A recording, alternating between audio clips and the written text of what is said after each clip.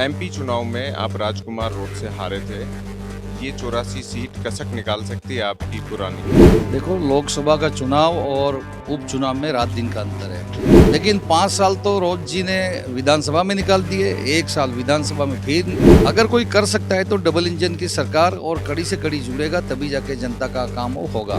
ये धर्म परिवर्तन क्या धन की वजह से हो रहा है? वजह देखिए, वजह तो धन की वजह से भी है और विदेशी आक्रांत जितने भी हैं इसको पहले तो अपने समाज की पार्टी कर रहे थे, बाद में ईसाई इस्लामीकरण कर दिया और उसके कारण से यहाँ लोगों में बड़ी परेशानी है। इस इलाके में बड़ी चुनौती पत्थरबाजी भी बताई जाती है। इसके पीछे क्या? भ्रम फैलाना, दहशत फैलाना, लोगों को डराना।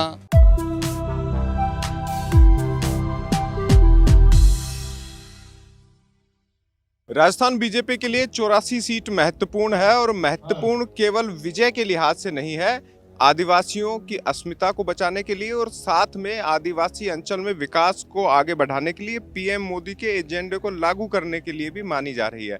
हालांकि बीजेपी से ये सीट लगातार खिसकती रही है, छिटकती रही है, उसकी वजह बाप पार्टी रही है। लेकिन अब की बार कोशिश कर रहे हैं कि इस 84 सीट पर जहां बाप का गढ़ वर्चस्व बताया जा रहा है, वापस से लिया जाए। शुरुआत इनसे करेंगे। बिल्कुल सीनियरिटी हमेशा रहनी चाहिए, लेकिन बीजेपी की इस अंचल में सीनियरिटी थी, जूनियर पार्टी बाप ने छीन ली। अब की बार क्या लगता है? देखिए, 84 विधानसभा उपचुनाव हो रहे हैं, इसमें भारतीय जनता पार्टी निश्चित रूप से जीतेगी। हमारा उम्मीदवार कारीलाल नोनमा जीतेगा। देखो, राजनेता हमेशा कहते हैं जीतेंगे, ये ठीक है, लेकिन जीत के फैक्टर क्या होने वाले हैं? देखिए, जीत के फैक्टर तो कई हैं। हमारे यहाँ का गरीब आदिवासी है और उसको कई विदेशी लोग और कुछ ईसाई मिशनरी लोग कमज़ोर समझ करके इनको अपने में मिलाने के लिए धर्म परिवर्तन करा करके अपने पक्ष में बुलाने का काम कर रहे हैं। ये सबसे बड़ा, क्योंकि जो हमारी मुख्य धारा से हटा करके इधर उधर करने की बातचीत कर रहे हैं वो बाप पार्टी के सम्मिलित हैं। पहले तो अपने समाज की पार्टी कर रहे थे, बाद में ईसाई इस्लामीकरण कर दिया और उसके कारण से यहाँ लोगों में बड़ी परेशानी है और ये बात लोग समझ गए और इस बार निश्चित रूप से भारतीय जनता पार्टी की मैं पक्ष में बात करें। ये धर्म परिवर्तन क्या धन की वजह से हो रहा है? वजह देखिए, वजह तो धन की वजह से भी है और विदेशी आक्रांत जितने भी हैं इसको निश्चित रूप से धर्म परिवर्तन करके अपने पक्ष में बहुमत बढ़ाने का करके इस देश के अंदर एक बहुत बड़ा गलत कदम उठाने के विचार में है। मालू जी, एमपी चुनाव में आप राजकुमार रोड से हारे थे।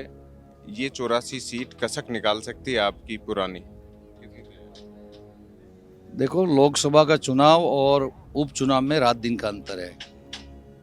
जनता को ऐसा लगा था कि ये जो लोकल पार्टी आई है और जिसने जातिवाद का, क्षेत्रवाद का नारा दिया है, ऐसा लोगों को लगने लगा कि ये हमारा सब कुछ कर देंगे।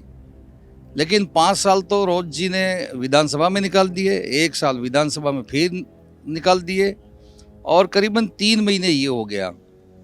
किसी भी गांव में, किसी भी पंचायत में अभी तक ये एक हैंडपंप भी खोद नहीं सके और जनता आज दुनिया के हर बात को, हर विकास को देखती है। ज़्यादा दूर जाने की ज़रूरत नहीं है, बांसवाड़ा के और डूंगरपुर की भी हम तुलना करते हैं तो रात दिन का अंतर दिखाई देता है। तो जनता के अंदर एक मांग उठने लगी कि हमको भी पानी चाहिए, हमको भी सड़क चाहिए, हमारे क्षेत्र में भी उद्योग धंधे लगें। और ये जो क्षेत्रीय पार्टियां हैं, न तो पानी दे सकती हैं, न उद्योग धंधे दे सकती हैं, न रोज़गार कोई मुहैया करा सकते हैं। अगर कोई कर सकता है तो डबल इंजन की सरकार और कड़ी से कड़ी जुड़ेगा, तभी जाके जनता का काम वो होगा। इस इलाके में बड़ी चुनौती पत्थरबाजी भी बताई जाती है। इसके पीछे क्या? ये जानबूझकर एक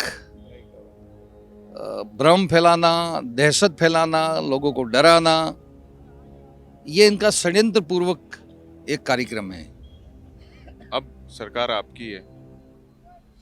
सरकार हमारी है, तभी तो हमने कई लोगों को अरेस्ट कर रखा है। अभी कई लोगों को हमने अरेस्ट कर रखा है और इससे इनको डर भी घुस गया है और जो लोग पकड़े जा रहे हैं वो बाप पार्टी के ही पकड़े जा रहे हैं। इससे ये बात स्पष्ट होती है कि ये उनके द्वारा कराया गया सुनियोजित तरीके से एक षड्यंत्र है। विधायक जी, कारीलाल नोनमा जी को विधानसभा ले जाएंगे? हाँ, ले जाएंगे ना। तैयारी क्या है? बिल्कुल पूरी तैयारी, हम सभी लोग लगे हुए हैं। बांसवाड़ा, डूंगरपुर के जो भी नेता हैं, भारतीय जनता पार्टी के सभी लोग इस क्षेत्र के अंदर हम लगे हुए हैं। लगे तो है, लेकिन वोट नहीं मिल पाता अभी। पिछले जो आप हमेशा विपक्ष कहता है भ्रम की चीज है, राजनीति ऐसी है, लेकिन आदिवासी का मन भोला भी बताते हैं। अब वो आपकी तरफ आएगा, उसके लिए क्या? ऐसा है कि अब लोगों को मालूम पड़ गया है ये आदिवासी जितना भोला है उतना समझदार भी है। 2 बार तो राजकुमार जी ने इनको अंधेरे में डाल करके अपना वोट लेकर एक स्वार्थ की राजनीति मंजिल पार कर ली। लेकिन लोगों को अब धीरे धीरे ये मालूम पड़ रहा है कि केंद्र में मोदी जी की सरकार है, राजस्थान में भजन लाल जी की सरकार है और इनके जाने से वहाँ कुछ होना नहीं है।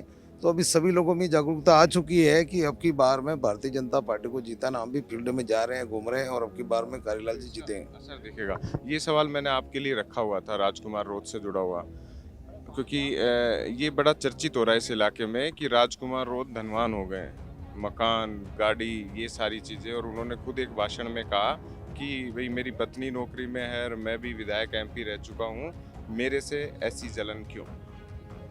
देखो, कांच की तरह दिखता है। पत्नी के गवर्नमेंट सर्वेंट होने से गाड़ियां नहीं आ सकती, बड़े बंगले नहीं बन सकते, ये तो कहने की सब बातें हैं। और जम के इस क्षेत्र को मैं कह सकता हूं कि अप्रत्यक्ष रूप से इन लोगों के साथ में धोखा हो रहा है। ये बिल्कुल तय है कि बहुत जल्दी इन्होंने जो प्रोग्रेस की है वो जनता देख रही है। पैसा आ कहाँ से रहा है आपको? पैसा कहीं से भी आ सकता है, कोई विदेशों का पैसा भी आ सकता है, कहीं से भी फंडिंग हो सकती है। लेकिन हम समझ सकते हैं कि आज हम इतना बड़ा कार्यक्रम कर रहे हैं तो हमको पता होता है कि इतना कार्यक्रम करने के लिए कहाँ से पैसा आता है, कैसे पैसा आता है। इसलिए कुछ न कुछ गड़बड़ी है। आप राम का नाम ले रहे हैं, आपकी तो पार्टी राम वाली है, क्या यहाँ काम करेगा? सनातन का बड़ा मुद्दा है, बाप पार्टी ने कई ऐसे बयान दे दिए जिससे हालात ऐसे रहे, गतिरोध बना। वो कह रहे हैं कि हमें घेरने की कोशिश कर रहे हैं। घेरने की कोशिश क्या करें, वो झूठ बोल रहे हैं। हमारे इस क्षेत्र के लोगों ने इन्होंने झूठ बोलकर इनके पक्ष में किया है, क्योंकि इन्होंने पहले कहा कि हमारा राजकुमार रोत है वो मुख्यमंत्री बनेगा, वो नारा लगाया। उसके बाद में उन्होंने कहा कि हमारा राजकुमार रोत है वो प्रधानमंत्री बनेगा। अब दोनों जगह बन गया, वो लोगों को पता लग गया, वास्तविक कई जगह नहीं बन पाया। और इसने 5वीं और 8वीं वालों को नौकरी लगाने की भी बात की, वो भी नहीं कर पाए। इसलिए लोगों का मन वापस बीजेपी की तरह मुड़ा है। हमें अभी 3-4 दिन पहले यहाँ युवा सम्मेलन रखा था, उसमें कई कार्यकर्ता हमारे वापस आए और मंच पे आके इन्होंने माला डलवाई, उसका काम करना शुरू किया। इसलिए निश्चित रूप से हमारे कारीलाल जी यहाँ विधायक बनेंगे, ये हमको विश्वास हो गया। आपने भी गला साफ कर लिया है, हैं? बाप पार्टी को साफ कर पाएंगे? मैं आपको एक बात निवेदन करूँ कि हमेशा से आदिवासी भारतीय जनता पार्टी के साथ था, लेकिन बाप पार्टी वालों ने उनको गुमराह किया। गुमराह करने के कारण से आज स्थिति इतनी खराब हो गई कि मोती डूंगरी वाला केस हुआ। आज हमारे 500 कार्यकर्ताओं के खिलाफ जयपुर के मोती डूंगरी याद आ गए, काकरी डूंगरी के में घेराव करके जो उन्होंने वातावरण बिगाड़ा। आज लगभग 500 हमारे नौजवान लोगों के खिलाफ मुकदमे दर्ज हो गए। आज उनको नौकरी नहीं मिल सकती। और मैं आपको ये भी निवेदन करूंगा, नौकरी देने का काम किसने किया? भारतीय जनता पार्टी की सरकार में भैरव सिंह शेखावत जो मुख्यमंत्री थे, 45% आरक्षण हमने दिया। और हमने आरक्षण दिया जिसके कारण से आदिवासी की माली हालत। सीधी बात बता दो कि सीमलवाड़ा को नगरपालिका बना दिया गया, फिर पंचायत में वापस डाल दिया गया। बीजेपी क्या विचार रखती? देखिए, मेरे ख्याल से तो सीमलवाड़ा के बारे में तो यहाँ के लोग बता पाएंगे। बिल्कुल भारी तौर पर है। यहाँ के लोग आपने कह दिया था, लेकिन एक सवाल आपके लिए और मैंने रखा हुआ था, अंतिम सवाल भी कर लेते हैं। और सबसे अच्छा है कि कांग्रेस का एक अदृश्य गठबंधन था जब आप आए, और उसकी वजह भी रही हार की कि वो हो गया आपके चुनाव में। इस बार प्रत्याशी तो उतार दिए हैं, लेकिन बाप पार्टी के प्रत्याशी कह रहे हैं कि गठबंधन तो अभी भी है, आशीर्वाद आला कमान ऊपर वाला दे रहा है, जिससे आपके भी कॉन्टेक्ट रहे।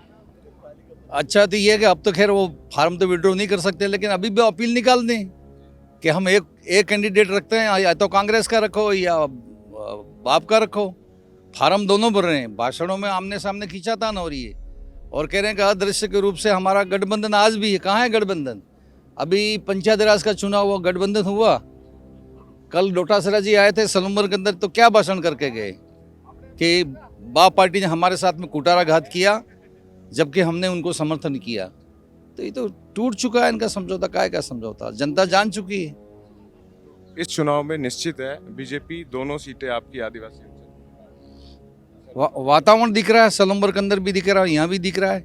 एक समय ऐसा था कि गांव में हमारे ठीक ढंग से लोग प्रचार नहीं कर सकते थे। अब गांव वाले टोले के टोले आ रहे हैं। लोग मांग करने लगे कि हमको पानी चाहिए, हमको सड़क चाहिए, हमको हॉस्पिटल की आवश्यकता है। आज बेरोजगार हमारा गुजरात के अंदर पड़ा हुआ है। राजकुमार जी गुजरात में जाके मीटिंग करके आते हैं, तो वो ऐसा कोई काम ऐसा क्यों नहीं करना चाहता कि इन लोगों को गुजरात नहीं जाना पड़े। तो वो तो नहीं काम करेंगे। वो वहाँ जाके मीटिंग करेंगे, ढोल बजवाएंगे, नाचेंगे, कूदेंगे और वोट के दिन गाड़ियों में भर के लोगों को वोट ला के डलवा देंगे और फिर बाद में राम राम। इससे क्या होने वाला है? तो ये इस वांगड़ अंचल के नेताओं की और यहाँ बीजेपी के प्रचार के लिए आए हुए पदाधिकारियों की बातचीत थी। इसमें साफ है कि बीजेपी उत्साहित है कि इस सीट को जीता जाए, जो आदिवासी, वनवासी और कहूँ जनजाति लिहाज से बेहद महत्वपूर्ण है। खैर, चुनावी बिसात है, हम हमेशा कहते हैं संवैधानिक अधिकार है। 13 नवंबर मतदान का दिन है, मतदान अवश्य कीजिएगा। वीडियो जर्नलिस्ट सुरेश शर्मा के साथ अंकित तिवारी, राजस्थान चौक, सीमलवाड़ा, 84। प्रदेश के सभी व्यापार उद्योग जगत के लिए दीपावली के हार्दिक शुभकामनाएं और बधाई। महालक्ष्मी की कृपा आप सब पे बनी रहे। सभी प्रदेशवासियों को राजस्थान प्रदेश कांग्रेस कमेटी ओबीसी विभाग की तरफ से दीपावली की हार्दिक शुभकामनाएं। आने वाला वर्ष आपके लिए मंगलमय हो। मैं पूरे देश और प्रदेश और राजस्थान के सभी लोगों को हार्दिक बधाई और शुभकामनाएं देता हूं इस पावन पर्व दीपावली पर।